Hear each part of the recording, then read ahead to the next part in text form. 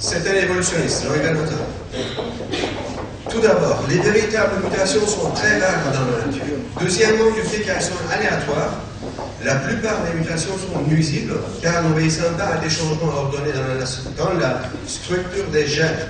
Le moindre changement aléatoire dans un système extrêmement ordonné se fera de la pire des façons. Par exemple, si un séisme devait secouer une structure telle qu'un bâtiment, cela entraînerait un changement aléatoire dans les fondations de l'édifice qui, selon toute probabilité, n'apporterait aucune amélioration. Ce mot est très important, amélioration. Parce que l'évolution continue d'une façon avec des changements petits, graduels, cumulatifs, qui apportent un bénéfice, disons un avantage pour l'être vivant. C'est comme monter les escaliers un par un. Et chaque niveau, l'être vivant doit se transformer en une forme qui a plus d'avantages, qui est plus formée. Donc, s'il n'y a pas d'avantage pour l'être vivant, ce changement-là va être sélectionné par la sélection naturelle et va éliminer. Et dans les laboratoires aussi, les expériences sur les mouches de fruits, ils ont essayé, les scientifiques ont essayé d'obtenir des mutations bénéfiques, mais pour plus de 40 ans, ils n'ont obtenu aucune mutation bénéfique sur les mouches de fruits. Je vais passer rapidement celui-ci. Donc, pourquoi la mutation n'est-elle pas un mécanisme évolutionnaire? Le premier point, c'est l'effet direct des mutations est nuisible. Les mutations n'ajoutent jamais de nouvelles informations à l'ADN de l'organisme. Bon, est-ce qu'on a le son ici? Je vais essayer. Je vais vous montrer Richard Dawkins. Richard Dawkins est un scientifique qui vient d'Angleterre et il est le numéro 1 athée évolutionniste dans tout le monde entier. Il a écrit des livres sur ce sujet-là. Donc, dans cette interview-là, ce monsieur que vous voyez va demander cette question. C'est en anglais, je vais traduire.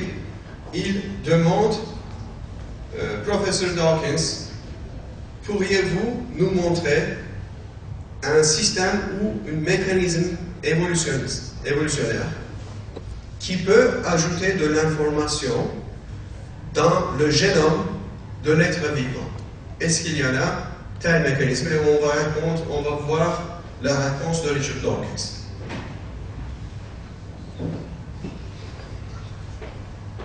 Professor Dawkins, can you give an example of a genetic mutation or an evolutionary process which can be seen to increase the information in the genome?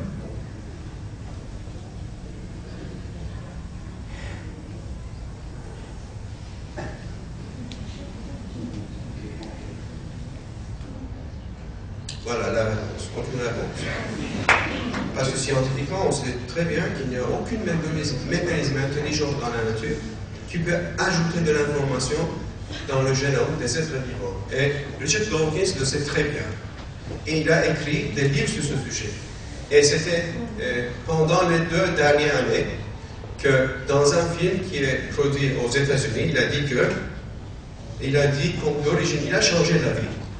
Enfin, il a dit que l'origine de la vie appartient aux extraterrestres. Les extraterrestres, il a dit, ils ont apporté la première cellule vivante sur la Terre parce qu'il sait très bien que l'origine, une seule cellule vivante ne peut pas se former par les conditions de temps, par les chances et par les coïncidences. C'est pas possible du tout. Donc, il est ce monsieur-là qui le sait très bien. Et donc, il a changé la vie. Donc, les évolutionnistes n'ont aucune explication sur l'origine de la vie. Parce que les mutations ne sont pas conscientes de la symétrie ni de l'harmonie, ni de l'ordre, ni du nombre d'ordres. Vous savez très bien que nous avons une symétrie sur le visage, nous avons 2 yeux symétriques, nous avons 2 jambes symétriques, vous savez. Et il y a la symétrie dans la nature, par exemple. vous pouvez voir le dessin sur les ailes des papillons. Ce sont symétriques. Et donc, les mutations, puisqu'ils sont les résultats des hasards et des chances, les mutations ne peuvent pas produire la symétrie qui est dans la nature. Ce n'est pas possible. Et de plus, je vais vous montrer une entité non vivante. Il n'y a pas de vitalité sur ce flacon de neige. Pas de vitalité. Et il y a une symétrie. De plus, il y a le nombre d'heures. Et en plus,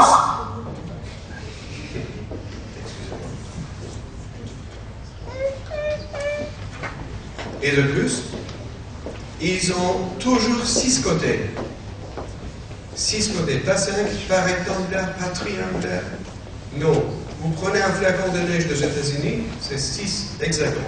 Vous prenez un flacon de neige de France, c'est à 6 côtés. Et en plus, nous savons que scientifiquement, un flacon de neige a un dessin unique dans tout le monde entier. Qu'est-ce que ça veut dire?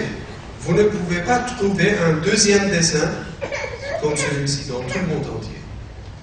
Voilà, les autres flacons de neige, 6 côtés, symétrie, nombre d'or. De plus, voilà, des dessins uniques dans tout le monde entier, des millions, des trillions de flacons de neige qui sont tout à fait différents.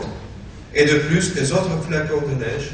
Et de plus, si les évolutions ne sont pas satisfaits, voilà, des milliers de flacons de neige qui ont des dessins différents. Et dans ce flacon de neige, il n'y a pas d'ADN, il n'y a pas de nucléotides. A, T, Z, G n'existe pas. Donc les mutations ne peuvent faire rien du tout. Ce flacon de neige se consiste seulement de H2O, 2 atomes d'hydrogène et 1 atome d'oxygène. Et la cristallisation de H2O dans les cieux nous montre seulement une explication de la création supérieure, l'intelligence supérieure de Allah, de Dieu, Inch'Allah. Il ne peut y avoir aucune autre explication.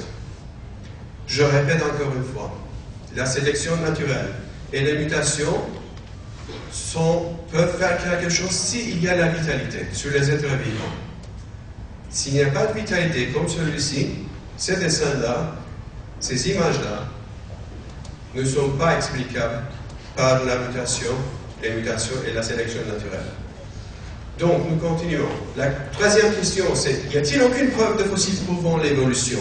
Donc, dans le passé, ils disent que ce sont des êtres vivants à partir, par exemple, d'une forme unicellulaire dans les profondeurs des océans. Ça a formé par chance et toutes les autres espèces ont évolué à partir de cette forme unicellulaire, ancêtre commun. À la fin, l'espèce humaine ont évolué des êtres vivants qui ressemblent aux singes. Ils n'ont pas utilisé le mot singe, ils ont plutôt dit un ancêtre commun, mais ce n'est pas important du tout. Donc, scientifiquement, ce que nous devons voir, si les évolutionnistes veulent nous convaincre, ils doivent nous montrer des fossiles, des preuves scientifiques des fossiles. Mais ça ne doit pas être les fossiles qui appartiennent aux espèces stables comme ça.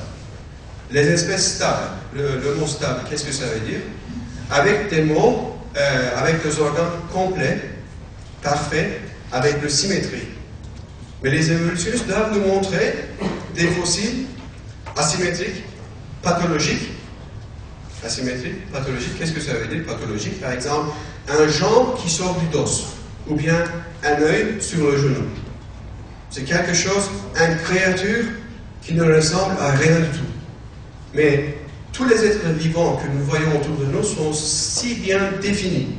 Et ils appartiennent tous aux espèces stables, avec des organes complets parfaits et tout fonctionnant.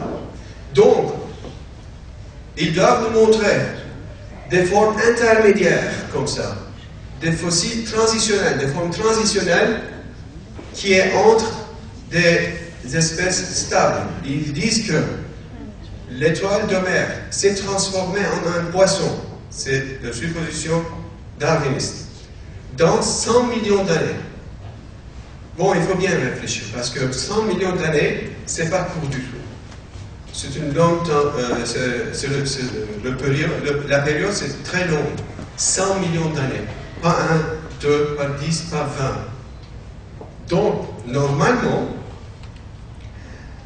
le processus de développement que vous voyez ici, que nous avons représenté par seulement 3 illustrations, doit être en fait plus de milliers de formes intermédiaires.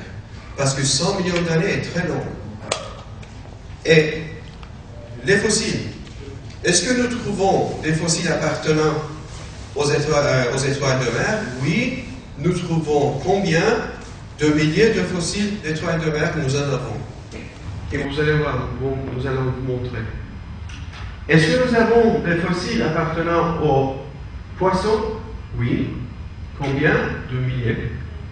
Et donc, mathématiquement et statistiquement, quel doit être le nombre des fossiles qui appartiennent aux formes intermédiaires?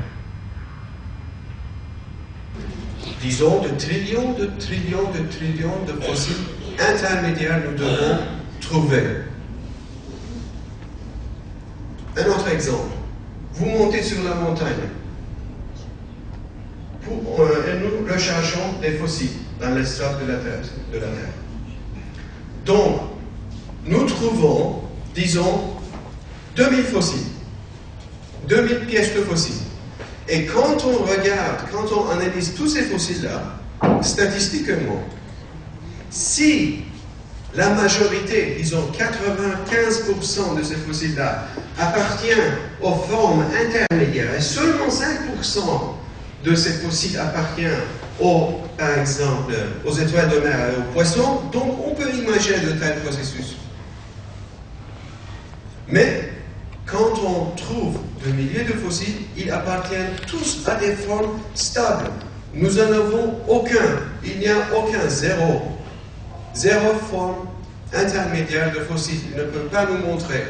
Et donc c'était 3 années avant que M. Adnan Oktar a promis qu'il va donner plus de 7 millions de dollars à qui ils peuvent apporter un seul fossile intermédiaire, transitionnel. Personne n'a apparu, parce qu'il n'y en a aucun. Et donc, cette problématique-là, voilà, c'est un sauterelle âgé de 125 millions d'années, c'est la fossile. Vous voyez, c'est la sauterelle de nos jours. Est-ce qu'il y a un changement? Aucun changement, c'est tout à fait identique. Tous les organes, vous voyez sur le fossile, sont tous complets. La tête, les antennes même, vous pouvez voir. Tous les ailes sont tout à fait identiques. Et il y a plus de 350 millions d'exemples de fossiles qui appartiennent aux formes stables, des espèces stables. 350 millions de fossiles nous prouvent la création, mais pas d'autre chose. Et de plus, voilà, les fossiles de lézards, âgés de 210 millions d'années, vous voyez, 210 millions d'années, c'est tout à fait la même. Pas de changement. Où est l'évolution? Pour 210 millions d'années, les lézards n'ont pas changé du tout. Et de plus, voilà, grenouille. 505 millions d'années, c'était exactement le même grenouille que nous voyons aujourd'hui. Pas de changement, pas de développement, rien du tout. Et de plus, voilà, les fossiles d'ambre. Vous voyez, ce sont les mouches.